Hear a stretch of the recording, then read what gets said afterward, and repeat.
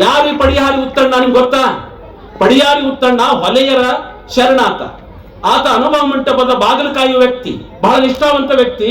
ಅಂಥವನ ಚಪ್ಪಲಿಯಿಂದ ಇವರಿಗೆ ಜಾತಿ ಮಾಡುವವರಿಗೆ, ದುರಂಕಾರಿಗಳಿಗೆ ಚಪ್ಪಲಿಯಿಂದ ಮುಖಕ್ಕೆ ಲಟಲಟನ ಹೊಡಿ ಅಂದ್ರೆ ನಮ್ಮ ಅಂಬಿಗರ ಚೌಡಯ್ಯ ಅಂತ ಹೇಳ್ತಾರೆ. ಯಾರು ಜಾತಿ ಮಾಡ್ತಾರೋ ಅಂತವ್ರಿಗೆ ಹೊಡಿಬೇಕು ಅಂತ ಹೇಳ್ತಾನೆ. ಹೊಡೆಯಬೇಕೆಂದು ಹೇಳುವಲ್ಲಿ ಜಾತಿ ಕುಲ ಹೋಗಬೇಕು ಅನ್ನುವ ಮನಸ್ಥಿತಿ ಅಂಬಿಗರ ಚೌಡಯ್ಯಗಿತ್ತು. ಅಂಬಿಗರ ಚೌಡ ಆ ಕಾಲದಲ್ಲೇ ನಿಮ್ನ ವರ್ಗದ ಪರವಾಗಿ, ಶೋಷಿತರ ಪರವಾಗಿ, ಚಪ್ಪಲಿ ಹೊಲಿಯವರ ಪರವಾಗಿ, ಚರ್ಮ ಹದವಾಡುವವರ ಪರವಾಗಿ ಕೆಲಸ ಮಾಡಿದ್ದ ಅಂತಕ್ಕಂಥದ್ದು. ಹೀಗೆ ಪಾದುಕೆಗಳ ಮೂಲಕ ಶಿಕ್ಷಿಸಬೇಕಂತ ಹೇಳ್ತಾನಲ್ಲ, ಕುಲಜಾತಿ ಮಡಿವಂತರಿಗೆ ಬುದ್ಧಿ ಬರುವುದೆಂಬ ಅಭಿಪ್ಸೆ ಅವನಿಗಿತ್ತು. ಹಿಂಗೆ ಹೊಡೆಯೋದ್ರಿಂದ ಜಾತಿ ಮಾಡೋರು ಬುದ್ಧಿ ಬರ್ಬೋದು ಅಂತಕ್ಕಂಥ ನಂಬಿಕೆ ಅವನಲ್ಲಿತ್ತು ಅಂತಕ್ಕಂಥದ್ದು. ಇನ್ನೊಂದು ಮಾತದ ನೋಡ್ರಿ, ಗುರುವಿನ ಸ್ಥಾನ ಬಹು ದೊಡ್ಡದು. ಹಾಗಿದ್ದು ಗುರುವಾದ ಅನಾಚಾರ ಮಾಡಿದ್ರೆ ಹೇಗೆ ಅಂತ ಅಂಬಿಗರ ಚೌಡಯ್ಯ ಕೇಳ್ತಾನೆ. ಅವೇನು ಪ್ರೊಫೆಸರ್ ಆಗಿರ್ಲಿಲ್ಲ. ಆ ಕಾರಣ ಹೇಳ್ತಾನೆ ಅವನು, ದಾರಿ ತೋರುವ ಗುರುವೇ ದಾರಿ ತಪ್ಪಿದರೆ ಹೇಗೆ ಅದು ಹೇಳ್ತಾನೆ. ಕುಲಹೀನ ಶಿಷ್ಯಂಗೆ ಅನುಗ್ರಹ ಮಾಡಿ ತಿರುಗಿ ಅವನ ಮನೆಯಲ್ಲಿ ಉಣಬಾರದೆಂದು ಅಕ್ಕಿ ಕಣಕವನ್ನು ಕೊಂಡು ಹೋಗುವ ಗುರುವನ್ನು ಕಂಡರೆ ಕೆಡವಿ ಹಾಕಿ ಮೂಗನೆ ಕೊಯ್ದು ಇಟ್ಟಂಗಿ ಕಲ್ಲಲ್ಲಿ ತಿಕ್ಕಿ ಸಾಸಿವೆ ಹಿಟ್ಟನ್ನು ತಳಿದು ಮೇಲೆ ಲಿಂಬೆಯ ಹುಳಿಯನ್ನು ಹಿಂಡಿ ಪಡವಣ ಗಾಳಿಗೆ ಹಿಡಿಬೇಕೆಂದು ನಮ್ಮ ಅಂಬಿಗರ ಚೌಡಯ್ಯ ಅಂತ ಹೇಳ್ತಾರೆ. ಇದನ್ನ ಅಂಬಿಗರ ನಮ್ಮ ವಿಠ್ಠಲರು ಬಹಳ ಚಂದ ಹೇಳೋರು. ನಮ್ಮ ಜೊತೆ 88ರಿಂದ ಅವ್ರ ಜೊತೆ ಓಡಾಡಿದ್ದೀನಿ ನಾನು. ಈ ವಚನ ಬಹಳ ಗಟ್ಟಿಯಾಗಿ ಅವ್ರು ಹೇಳೋರು. ಹಾಗೆ ಪಡವಣ ಗಾಳಿಗೆ, ಪಶ್ಚಿಮದ ಗಾಳಿ ಹಿಡಿಬೇಕು, ಅವನಿಗೆ ಮುಖ ಉರಿಬೇಕು, ಅವನಿಗೆ ನೋವು ಆಗ್ಬೇಕು ಅವನಿಗೆ ಅಂತಕ್ಕಂಥ ಮನಸ್ಥಿತಿಯನ್ನ ಅಂಬಿಗರ ಚೌಡಯ್ಯಗಿತ್ತು. ಮನಸ್ಥಿತಿ ಈ ಸಿಟ್ಟು ಯಾಕೆ ಬಂತು ಅಂಬಲ್ಲಿ ಅಂಬಿಗರ ಚೌಡಯ್ಯ ಅಂದ್ರೆ ಜಾತಿ ಅಸ್ಪೃಶ್ಯತೆಯನ್ನು ಕಂಡು ಬೇಸತ್ತು ಹೋಗಿದ್ದ ಆತ, ಅಪಮಾನ ಕಂಡು ಬೇಸತ್ತು ಹೋಗಿದ್ದ ಆತ. ಅವನಿಗೆ ಅಂಬಿಗ ಅಂತ ಕೆಟ್ಟದಾಗಿ ಮಾತಾಡ್ತಾ ಇದ್ರು. ನಾವು ನಡೆಸುವಾಗ ಅವನಿಗೆ ಅಂಬಿಗ ಜಾತಿ ಹಿಡಿದು ಕರಿತಾ ಇದ್ರು. ಸೊ ಆ ಕಾರಣಕ್ಕಾಗಿ ಹೇಳ್ತಾನೆ ಅಂಬಿಗರ ಚೌಡಯ್ಯ ಅವರು ದೊಡ್ಡ ವ್ಯಕ್ತಿತ್ವ. ಪೂಜೆ ಮಾಡಿ ಪಾರಾಯಣ ಮಾಡಿದರೆ ಎಲ್ಲವೂ ಸಿಗಲಾರದು ಅಂತ ಹೇಳ್ತಾನೆ. ನೀರಡಿಸಿದ ಮನುಷ್ಯ ನೀರು ಎಂದಾಕ್ಷಣ ನೀರು ಸಿಗೋ ದಾಹ ಹಿಂಗೋದಿಲ್ಲ. ಹಣ್ಣು ಎಂದರೆ ಹಸಿವರಿಯುವುದಿಲ್ಲ. ಕತ್ತಲೆ ಕುಳಿತು ದೀಪ ಎಂದರೆ ಬೆಳಕು ಬರುವುದಿಲ್ಲ. ಇದೇ ರೀತಿ ಪಾಪಿಗಳೆಲ್ಲ ಶಿವ ಎಂದರೆ ಪುಣ್ಯ ಬರುವುದಿಲ್ಲ ಅಂತ ಹೇಳ್ತಾರೆ.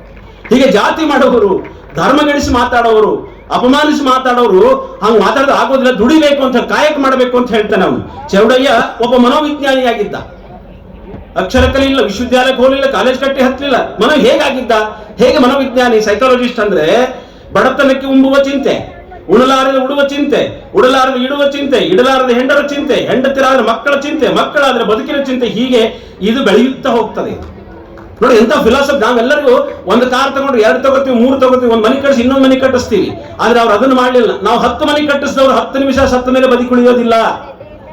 ಆದ್ರೆ 12ನೇ ಶತಮಾನದಲ್ಲಿ ಹುಟ್ಟಿ ಬದುಕಿದ ಇವರು ಸತ್ತು ಯಾಕೆ ಬದುಕಿದ್ದಾರೆ ಅಂತಂದ್ರೆ, ಇವರ ನಿಜ ಜೀವನದ ಬದುಕಿತ್ತಲ್ಲ, ಆ ಬದುಕು ಅವ್ರನ್ನ ನೆನೆಸುವಂಗ್ ಮಾಡಿದೆ. ನಾವು ಬದುಕಿದ್ದು ಸತ್ತಿದ್ದೇವೆ, ಯಾಕಂದ್ರೆ ನಾವು ಅವ್ರಂಗ್ ಮಾತಾಡೋದಿಲ್ಲ, ಅವ್ರಂಗ್ ನಾವು ಬದುಕೋದಿಲ್ಲ ಅಂತಕ್ಕಂಥದ್ದು. ಹೀಗೆ ಅವ್ನು ಹೇಳ್ತಾನೆ ಅಂಬಿಗರ ಚೌಡಯ್ಯ, ಕಂಥ ತೊಟ್ಟವರು ಗುರುವಲ್ಲ, ಕಾವಿ ಹೊದ್ದವ ಜಂಗಮವಲ್ಲ, ಶೀಲ ಕಟ್ಟಿದ ಶಿವಭಕ್ತನಲ್ಲ ಅಂತ ಹೇಳ್ತಾನೆ. ಅಂದ್ರೆ ಶಿವಭಕ್ತರು ಯಾರಾಗ್ಬೇಕು? ನಿಜವಾದ ಕಾಯಕ ಜೀವಿಗಳಾಗ್ಬೇಕು ಅಂತ ಹೇಳ್ತಾನೆ. ಕುರಿಕೋಳಿ ತಿಂಬುವವರು ನೋಡಿ, ಕುರಿಕೋಳಿ ಮೀನು ತಿಂಬುವವರು ಊರೊಳಗೆ ಇರಬಹುದು. ಅಮೃತ ಅನ್ನವ ಕರೆಯುವ ಗೋವ ತಿಂಬುವವರು ಹೊಲೆಯರು ಊರೊಳಗೆ ಹಾಕಿರ್ಬೇಕು ಅಂತ ಪ್ರಶ್ನೆ ಮಾಡ್ತಾರೆ. ಹೊಲೆಯರ ಪರವಾಗಿ ಮಾತಾಡ್ತಾನೆ ನಾವು. ಅಲ್ರಿ, ನೀವೆಲ್ಲ ತಿಂದು ಊರಾಗಿರ್ತೀರಿ, ಅವರು ಪಂಚಾಮೃತ ಕರೆಯುವ ಆಕಳು ತಿಂದ್ರೆ ನೀವು ಅವ್ರ ಊರೊಳಗಿರ್ಬೇಕಾ? ಇಂಥ ಪ್ರಶ್ನೆ ಆ 12ನೇ ಶತಮಾನದಲ್ಲಿ ಮಾಡಿದರೆ ಇವತ್ತು ಮಾಡಕ್ಕಾಗಬಹುದು ಅಂತಕ್ಕಂಥದ್ದು. ಈ ಮೇಲಿನ ಮಾತುಗಳಿಂದ ಆತನ ದಲಿತ ಪರ ಕಾಳಜಿಯನ್ನ ನಾವು ಕಾಣಬಹುದು ಅಂತ. ಕೊನೆಯದನ್ನ ಮಾತು ನೋಡ್ರಿ, ಗಂಡ ಹೆಂಡ್ರ ಬಗ್ಗೆ ಹೇಳ್ತಾರೆ. ಹೆಣ್ಮಕ್ಳು ಬಹಳ ಜನ ಬಂದಿದ್ದೀರಿ, ಗಂಡ ಹೆಂಡಿರ ಮನಸ್ಸು ಒಂದಾದರೆ ದೇವರ ಮುಂದಿನ ನಂದಾದೀವಿಗೆ ಅಂತ ಅಂಬಿಗರ ಚೌಡ ಅಂತ ಹೇಳ್ತಾನೆ. ಅಥವಾ ಅದು ಬದಲಾಗ್ಬಿಟ್ರೆ ಏನಾಗ್ತದೆ ಅಂತ ಒಳ್ಳೆ ಜೀವನ ಮಾಡಬೇಕು. ಹಾಗೆ ಅಂಬಿಗರ ಚೌಡಯ್ಯ, ಬಸವಣ್ಣ, ಅಂಬೇಡ್ಕರ್ ಅವರು ದೊಡ್ಡ ಕೆಲಸವನ್ನ ಮಾಡಿದ್ದಾರೆ. ಚೌಡಯ್ಯ ಗ್ರಾಮೀಣ ಪ್ರತಿಭೆ, ಹಳ್ಳಿಯ ಪ್ರತಿಭೆ. ಆತ ವಚನವನ್ನ ತನಗೆ ಅನಿಸಿದ ಭಾಷೆಯಲ್ಲಿ ರಚನೆ ಮಾಡಿದಂತ ವ್ಯಕ್ತಿ. ಅದಕ್ಕೆ ಕಾರಣ ಅಂಬಿಗರ ಜಾತಿ ಗುಲಗೋತ್ರ ಹಿಡಿದು ಮಾತನಾಡುವ ಮತಿಹೀನರನ್ನು ಅಂಬಿಗ ಎಂದು ಕುಂದು ನುಡಿಯದಿರಿ ಅಂತ ಹೇಳ್ತಾನ ಆತ. ಹಾಗೆ ಹೇಳುವಾಗ ನಾನು ಯಾಕೆ ಹೇಳ್ತಾ ಇದ್ದೀನಿ ಅಂದ್ರೆ, ಇಲ್ಲಿ ಅಂಬಿಗ ಚೌಡಯ್ಯನ ಸ್ವಾಭಿಮಾನ ಬಹಳ ದೊಡ್ಡದು. ಅಂಬಿಗ ಚೌಡಯ್ಯ ವಚನ ಚೌಡಯ್ಯಲ್ಲಿ ಎಂದು ಸ್ವಾಭಿಮಾನ ಕಳ್ಕೊಂಡು ಬದುಕಿಲ್ಲ. ಆದ್ರೆ ಇನ್ನೊಂದು ಅವನ ಸ್ವಾಭಿಮಾನ ಎಲ್ಲೆಡಗಿದೆ ಈಗ ಅಂದ್ರೆ ಅದು ಸಂವಿಧಾನದಲ್ಲಿದೆ. ಅಂಬೇಡ್ಕರ್ ಅವರು ಸ್ವಾಭಿಮಾನದಿಂದ ಬರುತ್ತಿದ್ರು. ಅವ್ರು ಯಾರಿಗೂ ಅಲ್ಲಿಲ್ಲ. ಅವರು ಮಂತ್ರಿ ಪದವಿ ರಾಜೀನಾಮೆ ಕೊಟ್ಟು ಹೋದಂತವ್ರು ಅವರು. ಅಂಥ ಅಂಬೇಡ್ಕರ್ ಸ್ವಾಭಿಮಾನ ಏನು ಓದಾಗ ಗೊತ್ತಾಗತ್ತೋ ಹಾಗೆ ಅಂಬಿಗರ ಚೌಡಲ್ಲಿರೋ ಸ್ವಾಭಿಮಾನ ನಮ್ಗೆ ಗೊತ್ತಾಗತ್ತೆ. ಅಂತ ಅಂಬಿಗರ ಚೌಡ ನಿರ್ಬಿಡೆಯಿಂದ ಮಾತಾಡ್ತಾರೆ, ಸ್ವಾಭಿಮಾನವನ್ನು ಮೆರೆದಂತ ವ್ಯಕ್ತಿ. ಅಂತ ಸ್ವಾಭಿಮಾನದ ಸಮುದಾಯ ನಿಮ್ಮ ಹಕ್ಕು ಎಲ್ಲಿ ಪಡಿಬೇಕು? ನಿಮ್ಮ ಹಕ್ಕು ಎಲ್ಲಿ ಪಡಿಬೇಕಂದ್ರೆ ನಿಮ್ಮ ಮತವನ್ನು ಸರಿಯಾಗಿ ಚಲಿಸಬೇಕು, ಅಂದಾಗ ಮಾತ್ರ ನಿಮ್ಮ ಹಕ್ಕು ಪಡಿತೀರಿ ಅಂತಕ್ಕಂಥ. ಬಹುಸಂಖ್ಯೆಯ ಕಲ್ಯಾಣ ಕರ್ನಾಟಕದಲ್ಲಿ ನೀವಿದ್ದೀರಿ. ನಾನು ಪ್ರೊಫೆಸರ್ ಆಗಿ ಮಾತ್ರ ಹೇಳಬಾರದು.